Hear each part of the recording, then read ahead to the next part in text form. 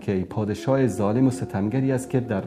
در سایه این پادشاه تو نمیتونی دعوت بکنی، نمیتونی حرف حق بزنی، نمیتوانی در اونجا توحید رو نشر بکنی، نمیتوانی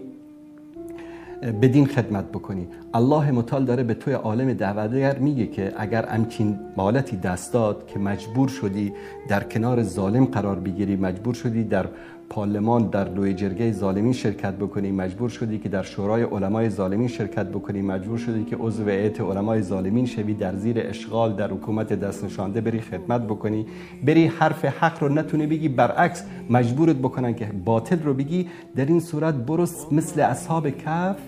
بمیر، تو خانه‌ات بشین بمیر.